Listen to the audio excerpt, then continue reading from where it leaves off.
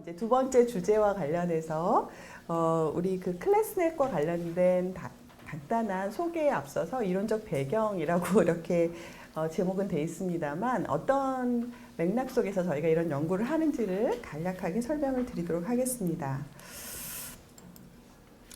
뭐 선생님들 다 여기 공부하고 계시고 또 학교에 계시고 연구하시는 분들이어서 많이 아시겠지만 최근의 트렌드는 학생이나 학생을 이해하는 기본 배경이 사회생태학 모형이라는 것들을 많이 이야기하죠. 그래서 한 명을 충분히 이해하고 변화시키기 위해서 다양한 맥락에 있는 사람들과 환경을 함께 고려해야 한다라는 이론들이 강조되고 있습니다.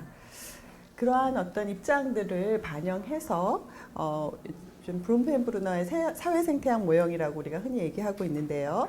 한 사람이 태어나기 전부터 태어나면서 갖고 있는 기질적이고 선천적인 것 플러스 살면서 경험하는 것, 그리고 또 주변에서 주어지는 다양한 환경들이 어떻게 이 한 사람의 생각과 행동과 그다음에 삶을 변화시키는지를 이해하는 과정들, 이런 것들에 대해서 우리는 굉장히 기본적으로 관심이 많이 있습니다.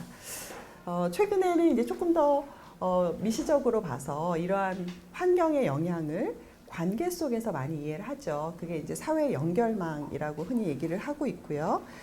우리가 A라는 한 사람을 놓고 보면 아주 직접적으로 관련 있는 사람부터 조금 더 근거리부터 시작해서 원거리까지 다양한 관계들이 촘촘하게 영향을 미치고 있습니다.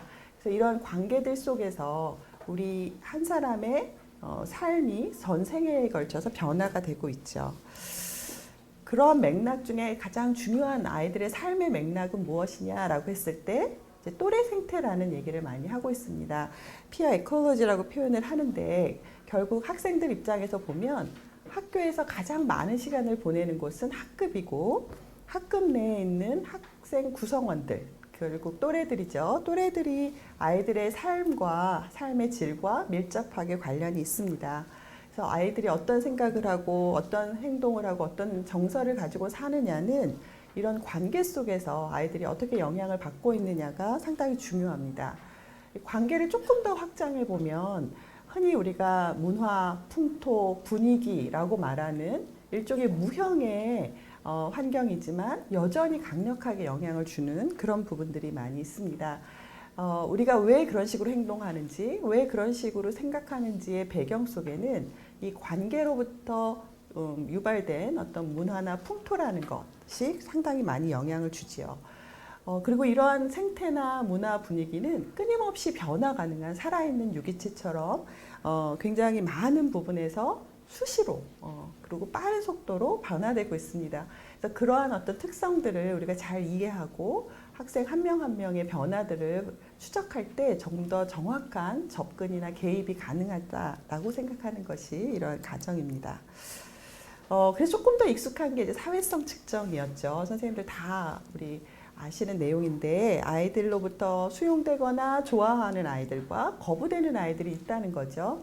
그리고 그 안에서는 아이들이 좋아하는 긍정적인 행위자가 있고 부정적인 행위자가 있습니다. 그래서 뭐 가장 극단의 가장 대표적인 것이 이제 또래 괴롭힘으로 나타나는데요. 누가 가해를 하고 누가 피해를 하는지, 또 그 안에서 누군가가 동조를 해주는지, 이런 현상들에 대해서 우리는 굉장히 많은 것들을 좀 알고 싶고 개입하고 싶고 하는 부분들이 이 연구들과 관련이 있습니다. 흔히 이제 우리가 아이들을 분류를 해보면 이런 또래 관계 속에서 인기 있는 아이도 보이고요. 그렇죠? 아이들한테 선호되는, 좋아하는 아이들도 있죠. 또 배척하거나 거부되는 애들도 있고요. 고립되는 아이들도 있습니다. 그래서 이러한 다양한 특성을 가진 아이들이 결국은 많은 상호작용을 하면서 그 학급의 문화와 풍토와 규범을 만드는 그러한 어떤 형태로 나아가고 있습니다. 사회 연결망 분석은 앞서 보셨던 사회성 측정이 갖고 있지 못하는 굉장히 중요한 강점들을 갖고 있는데요. 그것은 개별 구성원들이 맺고 있는 관계들이 굉장히 많은 상호작용을 유발하고 그런 유발된 상호작용이 계속해서 변화되는 그런 복잡한 어떤 환경들을 제공해 줄 수 있다는 것입니다. 그래서 최근에는 이런 사회 연결망과 관련해서 다양한 측정 방법들이 마련되고 있고요. 그 방법 안에서 집단의 역동, 집단의 구조 이런 정보들을 많이 주고 있습니다. 그래서 우리가 여기서 보시겠지만 학생 한 명 한 명이 일종의 구성원으로서 원으로 혹은 뭐 사각형으로 표시되고요. 이 선들은 관계로서 이렇게 연결이 된다고 표현하고 있고요. 가장 중심적인 역할을 하는 아이, 그다음에 어떤 위치를 차지하고 있는지, 얘의 영향력은 얼마인지 이런 정보들을 얻는 것들이 사회 연결망 분석에서 중요한 어떤 지표라고 볼 수 있습니다. 이거에 기반해서 저희 클래스넷에서도 다양한 정보들을 제공하는데 예를 들면 개별 학생 수준에서 보면 어떤 아이들과 우정을 나누고 있는지도 알 수 있고요. 그 학급에서 중심적인 역할을 하는 학생은 누구인지에 대한 정보를 얻을 수 있습니다. 중심적이지 않지만 여러 집단의 소규모 또래들을 묶어내는 혹은 연결하고 있는 아이들이 있는데요. 이런 매개자 역할을 하는 아이들은 누군지, 또 학급에서 영향력을 행사하고 뭔가 중요한 결정을 하는데 리더로서 영향을 행사하는 사람은 누구인지 등에 대한 정보를 제공하는 것이 또 중요한 정보로서 작동을 하고 있습니다. 학급에 관한 정보도 저희가 많이 중요한데요. 최근에는 개별 학생에 대한 어떤 이해에서 학급이라든지 그 학생이 접하고 있는 그런 근접한 영역에서의 환경에 대한 관심들이 굉장히 높아지고 있습니다. 과연 우리 반의 학급은 어떤 학급일까? 우리 반은 어떤 반일까에 대한 정보를 선생님들이 아시는 게 굉장히 중요한데요. 그것과 관련해서 몇 가지 우리의 대표적인 지표들을 만들어 볼 수 있습니다. 예를 들면 이제 밀집도라고 해서 density라는 표현을 쓰는데요. 반마다 보시면 굉장히 상호작용이 많은 반이 있고요. 그렇지 않은 반이 있죠. 마찬가지로 반마다 아이들이 갖고 있는 힘의 어떤 크기 혹은 영향력의 크기는 차이가 있는데 그게 굉장히 위계화되어 있는 반이 있는 반면에 골고루 퍼져 있는 반들이 있죠. 그래서 그 위계성에 있어서도 차이가 있고요. 또 아이들에게 몰려 있는 힘이 집중되어 있는 정도가 또 학급마다 다릅니다. 그래서 우리가 어떤 반의 특성을 이해할 때 어떤 밀집도라든지 위계성이라든지 집중화도와 같은 다양한 지표를 통해서 학급을 이해할 수 있는 그런 정보들이 있습니다. 이게 이제 예시적으로 보여드렸고요. 저희가 아마 이후에 모둠 활동을 하면서 지금보다도 구체적인 사례로 실제 학급 사례를 가지고 좀 작업을 하실 거기 때문에 이 부분은 좀 많이 넘어가도록 하겠습니다. 네. 이렇게 위계적인 학급도 되게 다양하게 있고요. 네. 자, 그런 맥락에서 저희가 관심을 갖는 거는 사실 개별 학생에 대한 것도 있지만 그 학생들이 살고 있는 환경으로서의 학급입니다. 학급 그러면 흔히 물리적인 부분을 우리가 많이 생각을 하는데 그런 물리적인 것도 물론 되게 중요하죠. 근데 그것과 함께 우리는 사회적인, 심리적인 그런 어떤 환경들을 강조하고 있는데요. 예를 들면 문화나 풍토라는 부분들, 또 그 학급에 가 보면 학급 학생들이 갖고 있는 믿음이나 공유된 태도가 있어요. 그러니까 1년 동안 우리가 거의 변하지 않게 같이 공간을 나누고 있기 때문에 생각이 닮아가고 가치가 공유되고 있습니다. 그런 가치와 믿음과 생각이 어떤지에 대한 것이 굉장히 중요한데 가장 많이 연구된 것 중에 하나가 괴롭힘에 대한 학급 구성원의 생각들이에요. 그러니까 우리 반에서는 괴롭힘 해도 괜찮아. 이 정도는 괴롭힘 아니야. 뭐 이러한 어떤 신념과 공유된 가치가 결국 아이들의 괴롭힘 행동이라든지 학급 내에서의 부정적인 상호작용의 단초가 될 수 있거든요. 그래서 그런 것들을 연구하는 것이 이런 학급 환경에서 굉장히 중요한 요소가 되고 있습니다. 저희가 이제 규범, 풍토 이런 말들을 굉장히 많이 쓰고 있는데요.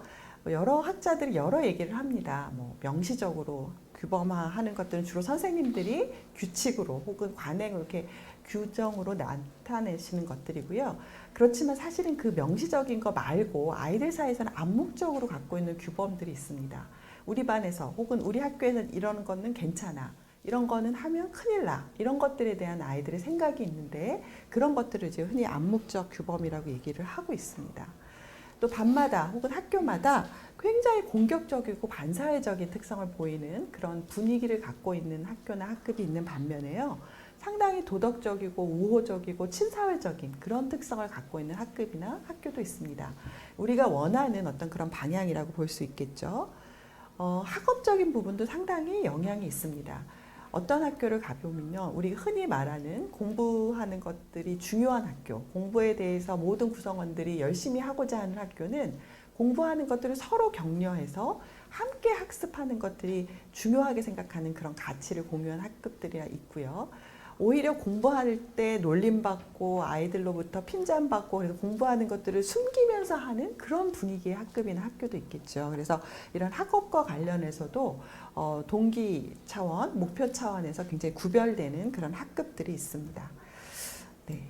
그래서 어떻게 보면 우리가 궁극적으로는 학생들을 도와주는 역할로서의 교사는 이런 여러 가지 역할들이 있지만 정확하게 학생과 학급을 잘 이해하고 필요할 때 어떠한 방식으로 어떠한 방향으로 학생과 학급의 어떤 분위기를 만들어줄 것이냐 하는 것이 교사의 가장 중요한 어떤 역할이 아닐까라고 저희는 이제 가정을 하고 있고요.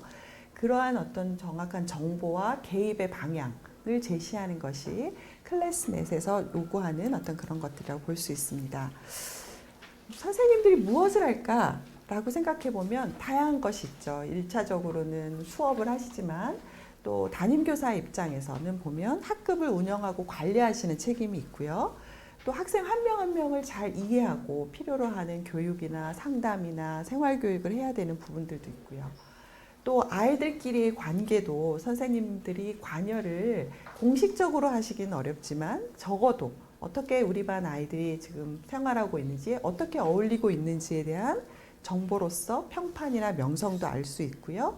경우에 따라서는 저희가 조금 더 개입을 해서 영향을 미쳐야 하는 그런 상황들도 있습니다. 그래서 교사의 역할이 굉장히 많지만 저희가 조금 더 강조하고 싶은 부분들은 이런 이해와 개입, 이런 부분이라고 볼 수 있겠습니다. 특히 중고등학교에서 선생님들이 아이들의 또래 관계를 개입한다는 것에 대해서는 상당히 조심스러운 부분들이 있습니다. 그렇지만 그렇다고 해서 우리가 또 무시하거나 그거를 나몰라 할 수도 없는 그런 상황이죠. 왜냐하면 아이들과의 관계 속에서 학급의 분위기나 학교의 풍토가 만들어지기 때문에 그게 우리가 원하지 않는 방향이라 그러면 상당히 영향을 많이 받을 수가 있어서 우리는 개입을 할 수밖에 없습니다. 개입은 이제 흔히 보이지 않는 손이라고 이렇게 얘기를 하는데요. 우리가 직접 나서지 않기 때문에 이런 암묵적인 방식으로 개입을 할 수가 있습니다. 일단은 교사, 선생님들이 생각이 중요하죠. 어떤 가치와 신념과 태도를 갖고 계시는지가 중요하고요. 이게 다양한 방식으로 영향을 줄 수 있는데 학급 내에서의 규칙을 어떻게 만드느냐, 우리 반에서 허용되는 행동들을 어떻게 규정하느냐에 따라서 처벌이나 보상을 어떻게 만들어 가느냐에 따라서도 학급의 어떤 교사의 영향력은 분명히 발휘될 수 있습니다. 더불어서 아이들 한 명 한 명의 관계도 전체적으로 보면 그것이 학급의 어떤 영향으로서 작용을 합니다. 내가 누구를 칭찬하고 누구를 이쁘게 생각하고 누구를 잘 대하는지, 누구에 대해서 지지적이고 우호적인 태도를 보이는지가 사실 그 주변에 있는 아이들에게는 일종의 모델로서 혹은 일종의 모방학습으로서 영향을 주죠. 그래서 아이들 한 명 한 명과의 관계가 또 중요한 어떤 교사의 영향력입니다. 더불어서 저희가 수업을 하고 또 학생들과 학습 활동을 할 때도 어떤 학습 구조를 가지고 갈 거냐, 어떻게 수업을 운영할 거냐, 모둠을 어떻게 형성할 거냐, 학교 학습에서 무엇을 강조할 거냐에 따라서 학생들에게서는 교사의 영향이 분명히 미칠 수 있습니다. 또 자리 배치라든지 모든 구성, 또 구성원에게 어떤 학급 내 역할을 줄 수 있는데요. 그런 역할들이 결국은 전체 생태에 있어서의 영향을 주는 방식으로 작동을 합니다. 그래서 제가 조금 더 이 부분들은 이제 앞에 우리가 브레이크 이후에 각 세션마다 학업적인 부분, 사회 정서적인 부분, 또 학생들의 어떤 상담이라든지 행동, 또 학급 관리 차원 이런 식으로 영역을 좀 나눠서 선생님들이 개입하시는 구체적인 예를 저희가 좀 공유하도록 하겠습니다. 네.